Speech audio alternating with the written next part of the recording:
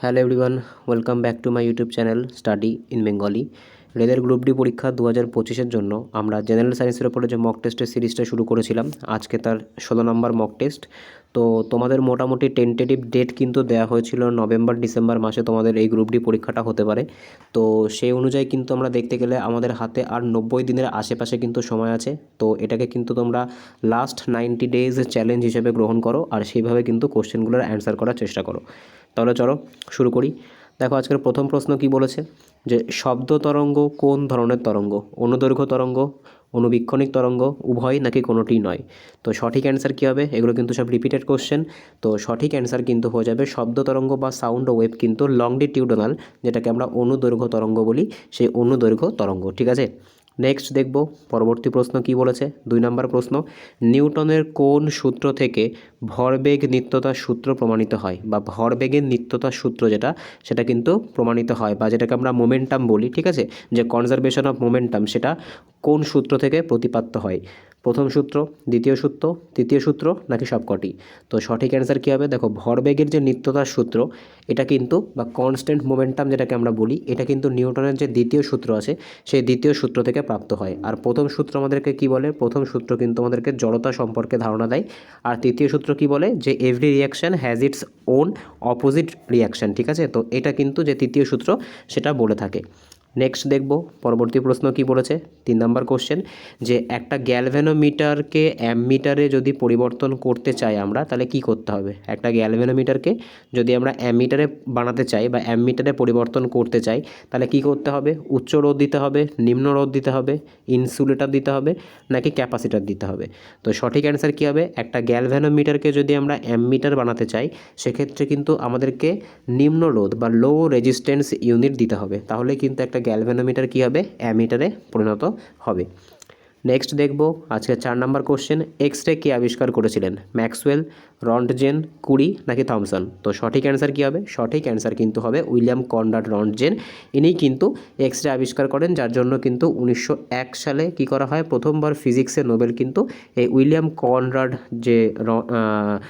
Conrad Röntgen এনাকেই কিন্তু দেওয়া হয়েছিল। ঠিক আছে, এখানে দেখো কুড়ি আছে, কুড়ি কিসের সাথে সম্পর্কযুক্ত? এটা কিন্তু রেডিও অ্যাক্টিভিটি। ঠিক আছে, রেডিও অ্যাক্টিভিটির যে সিজিএস ইউনিট, সেটা কিন্তু হয়ে যাচ্ছে এই কুড়ি। আর এই যে থমসন, এক্ষেত্রে থমসন বলতে কিন্তু জে থমসন কি আবিষ্কার করেন? জে থমসন কিন্তু যে ইলেকট্রন, ঠিক আছে, পরমাণুর যে ইলেকট্রন, সেই ইলেকট্রনের আবিষ্কারের সঙ্গে কিন্তু সম্পর্কযুক্ত। নেক্সট দেখব পরবর্তী প্রশ্ন, যে আলোর বেগ সর্বাধিক কোন মাধ্যমে হয়ে থাকে? জল, কাঁচ, বায়ু, নাকি হিরে? তো এটা তো একদম ইজি কোশ্চেন, বহুবার রিপিটেড করা হয়েছে এই কোশ্চেনটা। তো সঠিক অ্যান্সার কিন্তু হয়ে যাবে এক্ষেত্রে, দেখো এক্ষেত্রে কিন্তু বায়ু লিখতে হবে, কারণ আমরা জানি, দেখো এখানে কিন্তু বায়ু মানে, এক্ষেত্রে যদি আমাদেরকে বলা হয়, সেক্ষেত্রে কিন্তু যদি আমরা দেখি ভ্যাকিউম কিন্তু আমাদের সঠিক অ্যান্সার হয়। ঠিক আছে, কিন্তু যেহেতু এক্ষেত্রে ভ্যাকিউম নেই, সেক্ষেত্রে কিন্তু বায়ুকে বা এয়ারকে কিন্তু আমাদেরকে ধরে নিতে হবে। নেক্সট দেখব পরবর্তী প্রশ্ন কি বলেছে। আজকের 6 নম্বর কোশ্চেন, যে 1 কিলোওয়াট ঘন্টা সমান কত জুল? কিলোওয়াট ঘন্টা সবার প্রথমে কিসের ইউনিট? এটা কিন্তু যে ইলেকট্রিক্যাল যে এনার্জি হয়ে থাকে, যে ইলেকট্রিক্যাল এনার্জি বা বৈদ্যুতিক যে শক্তি, তার কিন্তু ইউনিট। এই কিলোওয়াট আওয়ারকে কিন্তু আমরা কি বলি? আমরা কিন্তু ইউনিট বলি। আমাদের প্রত্যেকের বাড়িতে যে ইলেকট্রিসিটিটা মেজার করা হয়, সেটা কিন্তু এই যে কিলোওয়াট ঘন্টার যে ইউনিট, সেখানেই কিন্তু মেজার করা হয়ে থাকে। তো 1 কিলোওয়াট ঘন্টা সমান সমান কত জুল? তো সঠিক অ্যান্সার কী হবে? সঠিক অ্যান্সার কিন্তু হয়ে যাবে 3 × 10⁶ জুল। এটা 3.6 × 10⁶ জুল, এটাই কিন্তু সঠিক অ্যান্সার হয়ে যাবে। 3.6 × 10⁶ জুল, এটাই কিন্তু 1 কিলোওয়াট আওয়ার সমান সমান হয়ে থাকে। ঠিক আছে, কত জুলে যদি আমরা কনভার্ট করি। নেক্সট দেখব আজকে 7 নম্বর কোশ্চেন, বিদ্যুৎ পরিবাহক পদার্থে কারা প্রবাহিত হয়? প্রোটন, ইলেকট্রন, নিউট্রন, নাকি আয়ন? তো সঠিক অ্যান্সার কী হবে? এক্ষেত্রে বলতে চেয়েছে বিদ্যুৎ পরিবাহক পদার্থে, মানে যে জিনিসটার মধ্যে দিয়ে ইলেকট্রিসিটি যাচ্ছে। এক কথায় আমরা বলতে পারি যে ইলেকট্রিসিটিটার মধ্যে দিয়ে কোন কণাটা প্রবাহিত হয়। তো আমরা সকলেই জানি ইলেকট্রিসিটি কিন্তু ইলেকট্রনের স্রোত। ঠিক আছে, সেই কারণের জন্য কিন্তু নামটা ইলেকট্রিসিটি এসছে। তো সঠিক অ্যান্সার কিন্তু হয়ে যাবে ইলেকট্রন। নেক্সট দেখব পরবর্তী প্রশ্ন আজকের 8 নম্বর কোশ্চেন। দেখো কি বলেছে পিরিয়ডিক টেবিল থেকে, যে পিরিয়ডিক টেবিলের আধুনিক রূপ কোন ভিত্তিতে তৈরি করা হয়েছে? ভর সংখ্যা, পারমাণবিক সংখ্যা, ইলেকট্রন সংখ্যা নাকি ভর ঘনত্ব? তো দেখো মডার্ন ডে যে পিরিয়ডিক টেবিল যেটা কিন্তু হেনরি মোজলে বানিয়েছিল, তো সেই হেনরি মোজলে কিন্তু তার যে পিরিয়ডিক টেবিলে পারমাণবিক সংখ্যা যেটাকে আমরা অ্যাটমিক নাম্বার বলি, সেই পারমাণবিক সংখ্যা অনুসারে কিন্তু পুরো পিরিয়ডিক টেবিলটা সাজিয়েছিল। ভর সংখ্যা দিয়ে কে সাজিয়েছিল? ভর সংখ্যা দিয়ে কিন্তু যে দিমিত্রি মেন্ডেলিভ ছিল, সেই মেন্ডেলিভ কিন্তু তার সময়ের যে 63টা এলিমেন্ট ছিল, সেই 63টা এলিমেন্টকে পিরিয়ডিক টেবিলে ভর সংখ্যা বা অ্যাটমিক মাস দিয়ে সাজিয়েছিল। এক্ষেত্রে আমাদের সঠিক অ্যান্সার কী হবে? যে নর্মাল যে মডার্ন ডে পিরিয়ডিক টেবিল আছে সেটা কিন্তু যে অ্যাটমিক নাম্বার তার উপরে বেস করে বানানো হয়েছে। নেক্সট দেখব আজকের 9 নাম্বার কোশ্চেন কী বলেছে। একটা ইকুয়েশন দিয়েছে যে Fe2O3 প্লাস 2Al, মানে যদি আমরা Fe2O3 মানে আমরা যদি এক্ষেত্রে হেমাটাইটের সাথে কী করি, হেমাটাইটের সাথে আয়রনের একটা ওর, এক্ষেত্রে যদি আমরা কী করি, এক্ষেত্রে যদি আমরা দুটো অ্যালুমিনিয়ামের মলিকিউলকে যোগ করি, সেক্ষেত্রে কী পাচ্ছি? সেক্ষেত্রে Al2O3, ঠিক আছে, Al2O3 আর কি হয়ে যাচ্ছে? Fe আলাদা হয়ে যাচ্ছে। তো আমরা এখানে দেখতে পাচ্ছি এই যে Alটা আছে এটা কিন্তু কি করছে? এটা কিন্তু এই যে Fe আছে এটাকে কিন্তু ডিসপ্লেস করে দিচ্ছে, মানে এটাকে কিন্তু স্থানচ্যুত করে দিচ্ছে, ঠিক আছে। তো এটা সঠিক অ্যান্সার কী হবে? তো এটা সঠিক অ্যান্সার কিন্তু হয়ে যাবে, এটা একটা ডিসপ্লেসমেন্ট রিয়াকশান যেটাকে স্থানচ্যুতিও বলা হয়। অর্থাৎ এই যে এক্ষেত্রে আমরা দেখতে পাচ্ছি যে অ্যালুমিনিয়াম কি, অ্যালুমিনিয়াম কিন্তু হচ্ছে এই যে ফেরাস বা যেটা F, ঠিক আছে, তার থেকে কিন্তু বেশি রিয়াক্টিভ, সেই কারণের জন্য কি হচ্ছে? সেই কারণের জন্য কিন্তু এটাকে এরা ডিসপ্লেস করে দিচ্ছে। নেক্সট দেখব পরবর্তী প্রশ্ন কি বলেছে, 10 নম্বর কোশ্চেন। কোন গ্যাসকে শ্বাসরোধক গ্যাস বলা হয়? SO2, কার্বন মনোক্সাইড, NH3 মানে অ্যামোনিয়া, আর NO2 মানে নাইট্রোজেন ডাইঅক্সাইড। তো শ্বাসরোধক গ্যাস কাকে বলা হয়? তো সঠিক অ্যান্সার কী হবে? সঠিক অ্যান্সার কিন্তু হয়ে যাবে কার্বন মনোক্সাইড। কার্বন মনোক্সাইডকে কিন্তু শ্বাসরোধক গ্যাস বলা হয়। তার কারণ কি? তার কারণ এটা কিন্তু ভেহিকেলের যে ধোঁয়া, মানে এক কথায় বলতে গেলে যানবাহনের যে ধোঁয়া, সেই যানবাহনের ধোঁয়ার মধ্যে থাকে, যেটা কিন্তু শহরে শ্বাসরোধের সবথেকে বড় কারণ মনে করা হয়, ঠিক আছে। নেক্সট দেখব পরবর্তী প্রশ্ন, আজকের 11তম কোশ্চেন কি বলেছে। নিম্নলিখিত কোনটি ক্ষারীয় মৃত্তিকা ধাতু, যেটাকে আমরা অ্যালকালাইন আর্থ মেটাল বলে থাকি? সবার প্রথম এখান থেকে তো একটা জিনিস মনে রাখতে হবে যে এই অ্যালকালাইন আর্থ মেটালগুলো পর্যায় সারণীর কোন গ্রুপে থাকে? তো এটা কিন্তু গ্রুপ নাম্বার 2-এ থাকে, আর এদের যে ভ্যালেন্স ইলেকট্রনের সংখ্যা, সেই ভ্যালেন্স ইলেকট্রনের সংখ্যাও কিন্তু 2, যেহেতু এরা গ্রুপ 2 থেকে বিলং করে। আচ্ছা, এইবার এই যে 4টে অপশান আছে, এই 4টে অপশানের মধ্যে থেকে বলতে হবে কোনটা অ্যালকালাইন আর্থ মেটাল বা ক্ষারীয় মৃত্তিকা ধাতু। সোডিয়াম, ম্যাগনেসিয়াম, পটাশিয়াম নাকি লিথিয়াম? তো যদি আমরা ভালো করে খেয়াল করি তাহলে দেখব এই যে সোডিয়াম আছে, এই যে ক্যালসিয়াম আছে, এই যে পটাশিয়াম আছে আর লিথিয়াম আছে, এরা কিন্তু গ্রুপ 1-এর এলিমেন্ট, যাদেরকে আমরা ক্ষার ধাতু বা অ্যালকালি মেটাল বলে থাকি, ঠিক আছে। এক্ষেত্রে একমাত্র কিন্তু দেখতে পাচ্ছি যে ম্যাগনেসিয়াম আছে, এটাই কিন্তু ক্ষারীয় মৃত্তিকা ধাতু। আমরা যদি এটাকে প্রুফ করেও দেখতে চাই সে তাহলেও দেখতে পারি। আমরা ম্যাগনেসিয়ামের যে অ্যাটমিক নাম্বার সেটা 12 জানি। এবার 12কে যদি ইলেকট্রন কনফিগারেশন করি তাহলে কত পাবো? 2 পাবো, 8 পাবো আর হচ্ছে 2 পাবো। তো আমরা জানি যে লাস্টে যতগুলো তোমার হচ্ছে সংখ্যা, মানে লাস্টে যে সংখ্যাটা থাকে সেটাই তার ভ্যালেন্স ইলেকট্রন হয়ে থাকে। তো এক্ষেত্রে 2, আর গ্রুপ 2-এর যে এলিমেন্টগুলো থাকে সেগুলোকেই অ্যালকালাইন আর্থ মেটাল বলে, আর সেগুলোই কিন্তু যাদের ভ্যালেন্সি 2 হয়ে থাকে, আর এদেরই কিন্তু যে আউটার মোস্ট শেলে 2টো করে ইলেকট্রন থেকে থাকে। তো সঠিক অ্যান্সার কিন্তু হয়ে যাবে ম্যাগনেসিয়াম। নেক্সট দেখব পরবর্তী প্রশ্ন, 12তম কোশ্চেন কি বলেছে যে HCl গ্যাসকে যদি আমরা জলে মেশাই, ঠিক আছে, HCl গ্যাসকে যদি আমরা জলে মেশাই সেক্ষেত্রে কোন ধরনের দ্রবণ পাওয়া যাবে? নিরপেক্ষ পাওয়া যাবে, ক্ষারীয় পাওয়া যাবে, অম্লীয় পাওয়া যাবে নাকি লবণাক্ত পাওয়া যাবে? মোটা কথা বলতে গেলে মোটমাট যদি আমরা HCl যে গ্যাস আছে সেই HCl গ্যাসের সাথে যদি আমরা ওয়াটার যোগ করি, বা যদি আমরা এক্ষেত্রে HCl প্লাস H2O করি, তাহলে সেক্ষেত্রে যে দ্রবণটা উৎপন্ন হবে সেটা কেমন হবে? সেটা নিরপেক্ষ হবে, নিউট্রাল হবে, অ্যালকালাইন হবে, নাকি হচ্ছে সল্টি হবে, নাকি অম্লীয় হবে, যেটাকে আমরা অ্যাসিডিক বলি? তো সঠিক অ্যান্সার কী হবে? সেক্ষেত্রে কিন্তু আমাদের সঠিক অ্যান্সার হবে এটা কিন্তু অম্লীয় হবে বা অ্যাসিডিক হবে, ঠিক আছে।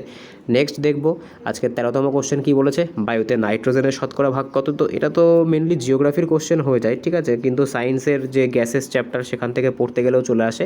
তো এটা তোমরা আমাকে কমেন্টে জানাবে, তোমাদের অনেকবার করিয়েছি, এটা খুবই সোজা একটা কোশ্চেন, এটা তোমাদের জন্য HW থাকছে, ঠিক আছে। নেক্সট দেখব আজকে 14তম কোশ্চেন কি বলেছে। মানুষের হৃৎপিণ্ডে কতগুলি প্রকোষ্ঠ আছে? তো মানব হৃৎপিণ্ডে কতগুলো প্রকোষ্ঠ আছে? মানব হৃৎপিণ্ডে কিন্তু 4টি প্রকোষ্ঠ আছে, ঠিক আছে, 4 প্রকোষ্ঠ বিশিষ্ট হৃৎপিণ্ড হয়ে যায় আমাদের মানুষের। আচ্ছা, 2 প্রকোষ্ঠ বিশিষ্ট হৃৎপিণ্ড কাদের আছে? এদেরকে কিন্তু ভেনাস হৃৎপিণ্ড বলা হয়, যেটা কিন্তু মাছের থাকে, ঠিক আছে। আচ্ছা, অল তোমার হচ্ছে সরীসৃপ বা অ্যাম্ফিবিয়ানে কিন্তু 3টে থাকে, এক্সেপ্ট কি? এর কিন্তু এক্সেপশন আছে, এক্সেপশন কুমির কিন্তু সরীসৃপ হওয়ার পরেও কুমির কিন্তু এদের কিন্তু কী থাকে? সরীসৃপ নয়, সরি, উভচর, ঠিক আছে। তো সরীসৃপদেরও কিন্তু তোমার 3টে করে প্রকোষ্ঠ থাকে। কুমিরের কি থাকে? কুমিরের কিন্তু হচ্ছে 3টের পরিবর্তে 4টে প্রকোষ্ঠ থাকে। নেক্সট দেখব আজকের 15তম কোশ্চেন কি বলেছে, বৃক্কের মৌলিক একক কোনটি, নিউরন, নেফ্রন, অ্যালভিওলাই নাকি ভিলাই? তো সঠিক অ্যান্সার কী হবে, সঠিক অ্যান্সার কিন্তু হয়ে যাবে নেফ্রন। নেফ্রন কিন্তু হচ্ছে কিডনির যে মৌলিক বা ফান্ডামেন্টাল ইউনিট। নিউরন কার, নিউরন কিন্তু হচ্ছে ব্রেন বা আমাদের মস্তিষ্ক যেটাকে আমরা বলি নার্ভাস সিস্টেম, সেই নার্ভাস সিস্টেমের কিন্তু যে ফান্ডামেন্টাল ইউনিট, ঠিক আছে। অ্যালভিওলাই কোথায় থাকে, অ্যালভিওলাই মানে কিন্তু একদম সোজা কথা বলতে গেলে বায়ুথলি, যেটা কিন্তু আমাদের ফুসফুসে থাকে। ভিলাই কোথায় থাকে, ভিলাই কিন্তু যে ক্ষুদ্রান্তে যে আঙুলের মতো যে প্রজেকশন, ফিঙ্গার লাইক যে প্রজেকশনগুলো থাকে সেগুলোকে কিন্তু ভিলাই বলা হয়ে থাকে, ঠিক আছে। এটা কিন্তু আমাদের খাবার থেকে যে বাদবাকি যে ব্যাপারগুলো আছে, মানে খাবার থেকে প্রোটিন, ফ্যাট, এগুলোকে কিন্তু অ্যাবজর্ব করতে সাহায্য করে। নেক্সট দেখব আজকের 16তম কোশ্চেন কি বলেছে, যে ইনসুলিন হরমোন কোন গ্রন্থি থেকে নিঃসৃত হয়, থাইরয়েড থেকে, অগ্নাশয় থেকে, যকৃৎ থেকে নাকি পিটুইটারি থেকে?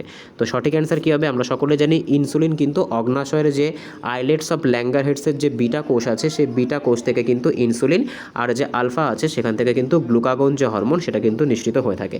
আচ্ছা, পিটুইটারিকে কি বলে, পিটুইটারিকে কিন্তু বলা হয়ে থাকে মাস্টার গ্ল্যান্ড, ঠিক আছে। পিটুইটারিকে কি বলা হয়, এটাকে কিন্তু মাস্টার গ্ল্যান্ড বলা হয় বা প্রভুগ্রন্থি বলা হয়ে থাকে। নেক্সট দেখব পরবর্তী প্রশ্ন কি বলেছে, মানব রক্তের কোন গ্রুপকে ইউনিভার্সাল ডোনার বলে? এতদিন পর্যন্ত তোমরা জেনে এসেছো ইউনিভার্সাল ডোনার মানে হচ্ছে ও গ্রুপের রক্ত, কিন্তু এক্ষেত্রে কিন্তু একটা স্পেসিফিকেশান আছে, মনে রাখবে ও নেগেটিভ, ঠিক আছে। ও এর মধ্যেও কিন্তু ও নেগেটিভ যারা, তাদেরকে কিন্তু ইউনিভার্সাল ডোনার বলা হয়। আর ইউনিভার্সাল রিসিভার বলতে তোমরা কি বোঝো, ইউনিভার্সাল রিসিভার বলতে তোমরা বোঝো হচ্ছে যে এবি গ্রুপ, কিন্তু এর মধ্যেও কিন্তু ভাগ আছে, যেটা এবি পজিটিভ যেটা, সেটাকে কিন্তু ইউনিভার্সাল রিসিভার বলা হয়ে থাকে, ঠিক আছে। এটা মনে রাখবে এই ফ্যাক্টটা। নেক্সট দেখব আজকের 18তম কোশ্চেন কি বলেছে, ম্যালেরিয়া রোগ সৃষ্টিকারী পরজীবীর নাম কি, প্লাজমোডিয়াম, ট্রিপসোনোমা, আর তারপরে কী আছে ট্রিপানোসোমা, টেনিয়া নাকি অ্যাসকারিস? তো সঠিক অ্যান্সার কী হবে, সঠিক অ্যান্সার কিন্তু হবে ম্যালেরিয়া রোগের যে পরজীবীর নাম, তার নাম কি, তার নাম কিন্তু হচ্ছে প্লাজমোডিয়াম, ঠিক আছে। প্লাজমোডিয়াম ভাইরাস যেটা কি, যেটা কিন্তু একটা পরজীবী বা যেটাকে আমরা বলতে পারি এটা কিন্তু একটা প্রোটোজোয়া, ঠিক আছে। এটা কি, এটা কিন্তু একটা প্রোটোজোয়া। নেক্সট দেখব পরবর্তী প্রশ্ন কি বলেছে আজকের 19 নম্বর কোশ্চেন, মানুষের চোখে রড কোষ কোন কাজে ব্যবহার করা হয়ে থাকে? দেখো, আমাদের যে চোখের রেটিনা থাকে, সেই রেটিনাতে কিন্তু দুই টাইপ অফ সেল থাকে, একটাকে কি বলা হয়, রড সেল বলা হয়, আর একটাকে কি বলা হয়, আর একটাকে কিন্তু কোন সেল বলা হয়, ঠিক আছে। তো রড সেল আর কোন সেলের কাজ কি, কোন সেল কি, কোন সেল কিন্তু যে লাইট সেন্সিটিভিটি বা কালার কম্বিনেশন দেখার জন্য যে ব্যাপারটা, সেটা কিন্তু কোন সেল দেখে থাকে। আর রড সেল কি করে, রড সেল কিন্তু কম আলোতে, যেটাকে আমরা ডিম লাইট বলি, সেই ডিম লাইটে দেখার জন্য কিন্তু ব্যবহার করে। দেখো, এখানে রং দেখার জন্য আছে, এটা কিন্তু কোন সেলের ইউজ হয়ে থাকে, ঠিক আছে।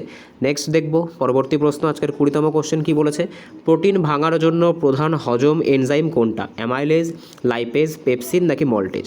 তো সঠিক অ্যান্সার কী হবে, সঠিক অ্যান্সার হবে কিন্তু প্রোটিনকে ভাঙতে কিন্তু যে পেপসিন যে উৎসেচক আছে, সেই পেপসিন উৎসেচকে কিন্তু সাহায্য করে থাকে। অ্যামাইলেজ কিন্তু যে শ্বেতসার যেটা থাকে আমাদের বডিতে বা কার্বোহাইড্রেট জাতীয় যে খাবারগুলো থাকে সেগুলোকে কিন্তু ভাঙতে সাহায্য করে। লাইপেজ কি করে, লাইপেজ বা লিপেজ এটা কিন্তু যে ফ্যাট জাতীয় যে খাবারগুলো আছে, ফ্যাট জাতীয় যে খাবার বা লিপিড জাতীয় খাবার যেগুলো আছে সেগুলোকে কিন্তু ভাঙতে সাহায্য করে, ঠিক আছে। নেক্সট দেখব আজকের অঙ্ক, দেখো কি বলেছে, ফিজিক্সের নিউমেরিক্যালগুলো কি বলছে, যে একটি ট্রেন 10 মিটার পার সেকেন্ড থেকে 30 মিটার পার সেকেন্ড বেগে পৌঁছে গেল 20 সেকেন্ডে, তো এর ত্বরণের মান কত? তো ত্বরণ বের করতে গেলে এখানে ফর্মুলা কি লাগবে, যে v equals to u plus at, এটা হচ্ছে ফর্মুলা, ঠিক আছে। আচ্ছা, আমাদেরকে কী বের করতে হবে, এই এটা বের করতে হবে। তো বাদ বাকিগুলোর ভ্যালু আমরা লিখে রাখি। তো v ইকুয়ালস টু কত, v কিন্তু এখানে 30। আচ্ছা, v মানে কি, v মানে কিন্তু অন্তিম বেগ। আচ্ছা, ইউ মানে কি, ইউ মানে কিন্তু প্রাথমিক বেগ, যেটা হচ্ছে 10। টাইমটা কত, টাইমটা কিন্তু বলেছে এখানে 20 সেকেন্ড। জাস্ট ডেটাগুলোকে এবার এখানে পুট করে দাও। আচ্ছা, তো ভি কত পেলাম, ভি পেলাম হচ্ছে 30। ইউ কত পেলাম, ইউকে কিন্তু পেলাম এখানে 10, আর এখানে প্লাস আছে এ আমরা জানি না, আর এখানে কিন্তু যে সেকেন্ড যেটা আছে সেটা কত, সেটা কিন্তু হচ্ছে 20। আচ্ছা, এবার কি করতে হবে, এবার যদি আমরা ভালো করে খেয়াল করি, তো এক্ষেত্রে 30, আর এখান থেকে এই 10টাকে এদিকে নিয়ে এসো, তাহলে কত হচ্ছে, এখান থেকে 10 বিয়োগ করে দাও, আর এখানে 20 এ এটা এখানটাতে রেখে দাও। তো এখানে পাচ্ছি 20, আর ইকুয়ালস টু এটাও হচ্ছে 20। তো এই 20 দিয়ে এই 20 কেটে যাবে, আলটিমেটলি অ্যান্সার কিন্তু হবে 1 মিটার পার সেকেন্ড। এটাই কিন্তু যে সেকেন্ড স্কোয়ার, এটাই কিন্তু ত্বরণের মান হয়ে যাবে। নেক্সট প্রশ্ন দেখব, পরবর্তী প্রশ্ন কি বলেছে আজকের 22তম কোশ্চেন, যে 2 কেজি ভরের একটি বস্তু 4 মিটার উচ্চতা থেকে পড়লো, সম্ভাব্য শক্তি কত হবে? তো এক্ষেত্রে কিন্তু উঁচু থেকে পড়েছে, এটাই কিন্তু কিওয়ার্ড। উঁচু থেকে পড়া মানে কি, এখানে কোন ধরনের কথা, কোন শক্তির কথা বলা হয়েছে, এখানে কিন্তু পোটেনশিয়াল এনার্জির কথা বলা হয়েছে, ঠিক আছে। তো পোটেনশিয়াল এনার্জির ফর্মুলা কি, পোটেনশিয়াল এনার্জি যেটাকে আমরা স্থিতিশক্তি বলি, এর ফর্মুলা কিন্তু হয়ে যাচ্ছে mgh, ঠিক আছে। যেখানে m মানে কিন্তু বস্তুর যে ভর, g মানে গ্র্যাভিটেশন, আর h মানে কিন্তু হাইট। 3 তিনটেই কিন্তু আমরা এখানে দেখতে পাচ্ছি। তো বস্তুর ভর কত 2 কেজি আছে, গ্র্যাভিটেশন এখানে কত ধরে নিতে বলেছে 10 ধরে নিতে বলেছে, আর উচ্চতা কিন্তু 4। তো আলটিমেটলি অ্যান্সার কত হচ্ছে, তো 40 দুগুণে 80 জুল কিন্তু আমাদের সঠিক অ্যান্সার হয়ে যাবে। ঠিক আছে, তো 80 জুল কোথায় আছে, অপশান নাম্বার যে বি এখানে আছে, এটাই কিন্তু সঠিক অ্যান্সার হয়ে যাবে। 23 নম্বর কোশ্চেন কী বলেছে দেখব, পরবর্তী প্রশ্ন কী বলেছে যে 220 ভোল্টেজে একটি 1000 ওয়াটের হিটারকে যদি আমরা চালাই তাহলে কত কারেন্ট প্রবাহিত হবে। তো এটা কিন্তু রিপিটেড অঙ্ক, এক্ষেত্রে আমি একটু ডেটাটাকে চেঞ্জ করতে বলবো। তো এক্ষেত্রে 220 জায়গায় তোমরা এটাকে 110 ধরে নিয়ে করো। তো এটা করতে গেলে কী করতে হবে, দেখো এক্ষেত্রে কারেন্ট বের করতে গেলে আই বের করতে গেলে কী করতে হবে, টোটাল যে আমাদের পাওয়ার আছে, পাওয়ার কত, পাওয়ার হচ্ছে 1000 ওয়াট, আর যেটা আমি চেঞ্জ করলাম ভোল্টেজ সরি, তো যে ভোল্টেজটা আছে সেটাতে কিন্তু ভাগ করলে বেরিয়ে যাবে। তো এক্ষেত্রে কত হচ্ছে, এক্ষেত্রে আমরা দেখতে পাচ্ছি এখানে আছে 1000 আর এখানে কিন্তু 110।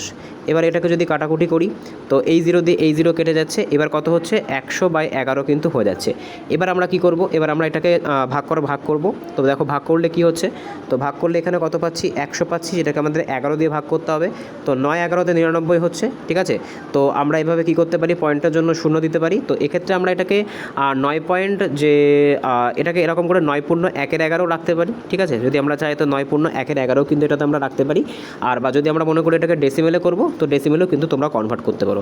ঠিক আছে, তো ডেসিমেলে কনভার্ট করতে গেলে কী করতে হবে, ওটা তো ফ্র্যাকশনে রাখলাম। এবার যদি আমরা ডেসিমেলে রাখি, তো ডেসিমেলে রাখতে গেলে 11 দিয়ে 100কে ভাগ করে দাও, তাহলে কত হচ্ছে 9-11 প্রথমে তো 99 হলো, এখান থেকে 1 থাকছে, পয়েন্টের জন্য কি করো একটা 0 নাও, তাও হচ্ছে না, আর একটা 0 নাও, এবার এখানে আর একটা 0 দাও, তো আবার কিন্তু কত হচ্ছে 9-11 কিন্তু 99 হচ্ছে।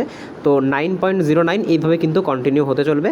তো এটা কিন্তু আমাদের সঠিক অ্যান্সার হয়ে যাবে। ঠিক আছে, তোমরা চাইলে এই যে ডেটাটা দেওয়া আছে এই ডেটাটাতেও অঙ্কটা করতে পারো, করে আমাকে কমেন্টে জানাতে পারো। যেহেতু এটা রিপিটেড অঙ্ক, এই অঙ্কটা মনে হয় 3-4 বার করানো হয়ে গেছে একই অঙ্কটা, তো সেই জন্য আমি ডেটাটাকে চেঞ্জ করে দিলাম। ঠিক আছে, তো তোমরা যারা 220 ভোল্ট ধরে অঙ্কটা করবে তারা আমাকে কমেন্টে জানাতে পারো। নেক্সট দেখব পরবর্তী প্রশ্ন কী বলেছে, আজকে 24তম কোশ্চেন, যে 5 কুলাম চার্জ 2 সেকেন্ডে একটি পরিবাহকের মধ্যে দিয়ে গেলে কারেন্ট কত হবে।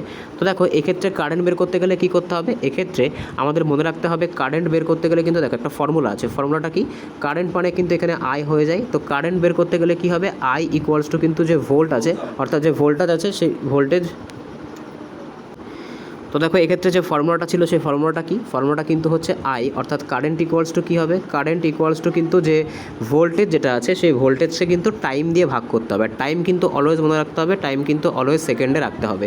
আচ্ছা এবার কি করতে হবে, এবার জাস্ট আমাদেরকে ডেটাটাকে পুট করতে হবে। তো এক্ষেত্রে হচ্ছে 5 কুলাম আর এখানে টাইম হচ্ছে 2, তো কত হচ্ছে, তো 2.5 অ্যাম্পেয়ার কিন্তু আমাদের সঠিক অ্যান্সার হয়ে যাবে। ঠিক আছে, যে 2.5 অ্যাম্পেয়ার আছে সেটাই কিন্তু আমাদের সঠিক অ্যান্সার হয়ে যাবে। কত নম্বর অপশান আছে, অপশান বিতে আছে, এটাই কিন্তু আমাদের সঠিক অ্যান্সার হয়ে যাবে। নেক্সট দেখব আজকে লাস্ট অঙ্ক প্লাস সবথেকে ইম্পর্টেন্ট অঙ্ক যেটা, এটা কিন্তু খুব কনসেপচুয়াল একটা অঙ্ক, ভালো করে কিন্তু বুঝতে হবে। দেখো কি বলেছে, যে একটি অবতল দর্পণের ফোকাস দৈর্ঘ্য যদি 15 সেন্টিমিটার হয় আর যদি বস্তুকে রাখা হয় 30 সেন্টিমিটার দূরে, তাহলে প্রতিবিম্বের অবস্থানটা কেমন হবে। ঠিক আছে, এটা কিন্তু হচ্ছে অঙ্ক, এইভাবে কিন্তু আমাদের অঙ্কটা করতে হবে। আচ্ছা এক্ষেত্রে কিন্তু কিছু ব্যাপার আছে সেগুলোকে কিন্তু একটু ভালো করে মনে রাখতে হবে। ঠিক আছে, আচ্ছা অবতল দর্পণের ফর্মুলাটা কী হয়ে থাকে, এক্ষেত্রে কিন্তু ফোকাল লেন্থ ইকুয়ালস টু কী হয়ে থাকে, 1/f ইকুয়ালস টু কিন্তু 1/v প্লাস 1/u হয়ে থাকে। ঠিক আছে, 1/u কিন্তু হয়ে থাকে। আচ্ছা এবার কি করতে হবে, যেহেতু আমাদেরকে প্রতিচ্ছবিটা বের করতে হবে। ঠিক আছে, কি করতে হবে না, প্রতিচ্ছবিটা বের করতে হবে। তো আমরা কি করতে পারি, আমরা কিন্তু এক্ষেত্রে এটাকে এই পাশে রেখে এই যে 1/u যেটা আছে এটাকে কিন্তু এই পাশে লিখতে পারি। তো এটা এক কথায় বলতে গেলে যে 1/f minus 1/u equals to কিন্তু আমি কি করতে পারি 1/v করে নিতে পারি। ঠিক আছে, এটা কিন্তু আমি করতে পারি। তো এই যে ফর্মুলাটা আছে এই ফর্মুলাটা এবার আমরা একটু ফ্রেশভাবে লিখব। তো ফ্রেশভাবে আমরা ফর্মুলাটা কী পেলাম, যে 1/v ইকুয়ালস টু কী পাচ্ছি, 1/f পাচ্ছি আর মাইনাস 1/v পাচ্ছি। এবার আমরা ডেটাগুলোকে লিখব, ডেটাগুলোকে এই সাইডে লিখব। আচ্ছা এক্ষেত্রে এফ মানে কি, এফ মানে হচ্ছে ফোকাস। আচ্ছা অবতল দর্পণের ক্ষেত্রে ফোকাস কিসে হয়, ফোকাস কিন্তু নেগেটিভ হয়, তাই আমাদেরকে কিন্তু এখানে -15 ধরে নিতে হবে। ঠিক আছে, যত এখানে দৈর্ঘ্য 15 সেন্টিমিটার বলুক না কেন। আচ্ছা ইউ সবসময় কী হয়, ইউ তো অলরেডি নেগেটিভই হয়। ঠিক আছে, তোমরা সকলেই জানো যে ইউ মানে কিন্তু হচ্ছে বস্তুর যে দূরত্ব, বস্তু যেখানে আছে তো সেটা তো সবসময় নেগেটিভই হয়। এইবার আমাদেরকে অঙ্কটা সলভ করতে হবে। তো অঙ্কটা সলভ করার জন্য কি করতে হবে, সবার প্রথমে আমি এই পোর্শনটাকে করছি দেখো। তো 1/f মানে কত, 1 এখানে কিন্তু -15 হবে, ঠিক আছে। আর এক্ষেত্রে মাইনাস, আর এক্ষেত্রে কিন্তু তোমার হচ্ছে এটা ফর্মুলার মাইনাস মাঝেরটা, আর এটা 30। আচ্ছা এই মাইনাসে কী হবে, এই মাইনাসে কিন্তু প্লাস হবে। আমি এখান থেকে আবার ফ্রেশভাবে করছি দেখো। তো কী আছে, আমরা আলটিমেটলি কী পেলাম, আমরা জাস্ট ফর্মুলাটাকে ধরে এবার অঙ্কটাকে স্টার্ট করছি, ঠিক আছে। তো এটাকে করার জন্য আমি একটা ফ্রেশ পেজ নিয়ে নিচ্ছি, এই জায়গাটা নিয়ে নিচ্ছি, ঠিক আছে, যাতে তোমাদের বুঝতে সুবিধা হয়। তো দেখো, তো প্রথমে ফর্মুলাটা লিখি। ফর্মুলাটা কিন্তু হলো যে 1/v ইকুয়ালস টু 1/f, এক্ষেত্রে হচ্ছে মাইনাস, ঠিক আছে, এটা কিছু নয়, ঠিক আছে, এটা কিছু নয়, মাইনাস, আর এখানে কি আছে, এখানে কিন্তু 1/u আছে। আচ্ছা এবার কি করতে হবে, এইবার আমাদেরকে ফর্মুলাটার ডেটাগুলোকে পুট করতে হবে। তো আমাদের ফোকাস কত ছিল, -15 ছিল, ঠিক আছে। আর এখানে আমাদের যে বস্তু দূরত্ব সেটা কত ছিল, সেটা কিন্তু -30 ছিল। আচ্ছা এইবার আমি যেটা বলতে চাইছিলাম, এই মাইনাসটা আর এই মাইনাসটা কী হয়ে যাবে, এটা কিন্তু প্লাস হয়ে যাবে। তো 1/15 আর এখানে প্লাস 1/30, ঠিক আছে। এবার এটাকে এলসিএম নাও, এই পাশে নাও, এলসিএম নিলে কত হচ্ছে, এলসিএম নিলে 30 হচ্ছে। তো যদি এটাকে দেখি তাহলে কত হচ্ছে, এটা হচ্ছে -2 আর এটা কিন্তু হচ্ছে +1, ঠিক আছে। তো এবার কি পাচ্ছি, এবার পাচ্ছি যে -1/30, ঠিক আছে। সেটা কিসের মান, সেটা কিন্তু 1/v এর মান, ঠিক আছে। এবার তাহলে v মানে কী হবে, উল্টে দাও, উল্টে দিলে কিন্তু এটা হয়ে যাবে -30, অর্থাৎ বস্তুর যে প্রতিচ্ছবি হবে সেটা কোথায় গঠিত হবে, সেটা কিন্তু -30 সেন্টিমিটারে কিন্তু গঠিত হবে। আশা করি তোমাদের বোঝাতে পেরেছে অঙ্কটা। কারোর যদি লেন্সের অঙ্ক বুঝতে কোনো রকম প্রবলেম হয়ে থাকে অবশ্যই আমাকে কমেন্টে জানাবে, আমি কিন্তু তোমাদেরকে আবার নতুন করে অঙ্কটা সলভ করে দেওয়ার চেষ্টা করব। তো সঠিক অ্যান্সার কী হবে, -30 কোথায় আছে দেখো, এক্ষেত্রে কিন্তু তোমরা দেখতে পাচ্ছ কোনো অপশান কিন্তু মিলছে না। এক্ষেত্রে প্রত্যেকটার আগে একটা করে মাইনাস দিয়ে নাও, মাইনাসটা কিন্তু এখানে পড়েনি, ঠিক আছে। তো -30 কিন্তু এখানে আমাদের সঠিক অ্যান্সার হয়ে যাবে। তো আজকে এই অবধি ছিল। আউট অফ 25 কার কত স্কোর হলো অবশ্যই কিন্তু কমেন্টে জানাবে। যদি চ্যানেলে নতুন হও অবশ্যই চ্যানেলটাকে সাবস্ক্রাইব করবে, ঠিক আছে। আর এইভাবে কিন্তু আমাদের চ্যানেলে আজ থেকে কিন্তু 90 ডেজ চ্যালেঞ্জ, 90 দিনকে কিন্তু মাথায় রেখে প্রিপারেশন চালু করা হচ্ছে। তোমরা অনেকেই কমেন্ট করছিলে যে এই ব্যাপারটা শুরু করার জন্য, যে হাতে আর 90 দিন আছে সেই রকমভাবে প্রিপারেশনটা করানোর জন্য। তো তোমাদের কথা মতো কিন্তু 90 ডেজ চ্যালেঞ্জ শুরু হচ্ছে আজ থেকে, প্রত্যেক দিন কিন্তু ক্লাস দেওয়া হবে, ঠিক আছে। তো দেখা হচ্ছে পরের ভিডিওতে, বাই। যদি ভিডিওটা ভালো লাগে বন্ধুদের সাথে শেয়ার করো, ভিডিওটাতে একটা লাইক করো। দেখা হচ্ছে পরের ভিডিওতে, বাই।